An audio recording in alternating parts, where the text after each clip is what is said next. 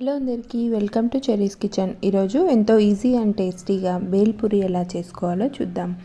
ఇది ఇన్స్టెంట్గా మనం ప్రిపేర్ చేసుకోవచ్చు. దీనికోసం ఒక 4 కప్పులన్నీ బొరుగులు తీసుకొని అందులోకి సన్నగా తరిగిన ఆనియన్స్, అలాగే కొన్ని కట్ చేసుకున్న టమోటా ముక్కలు, కొంచెం కొత్తిమీర కూడా వేసుకోవాలి. ఇప్పుడు ఇందులోకి ఒక హాఫ్ లెమన్ మనం జ్యూస్ బాగా పిండుకోవాలి. అలాగే ఒక 2 టేబుల్ స్పూన్లన్నీ పల్లీలు బాగా ఫ్రై చేసి వేసుకోవాలి. అలాగే కొంచెం వామ్ కారాలు, టేస్ట్కి సరిపడా సాల్టు, కొద్దిగా కారం యాడ్ చేసుకోవాలి. ఇక్కడ కావాలంటే మనం మిరపకాయల పేస్ట్ కూడా వేసుకోవచ్చు. ఇప్పుడు సన్న మిక్చర్ యాడ్ చేసుకొని కొన్ని చకోడీలు కూడా యాడ్ చేసుకున్నా. ఇలా మనకి అవైలబుల్లో ఉన్న స్నాక్స్ అన్నీ వేసుకుంటే బాగుంటుంది.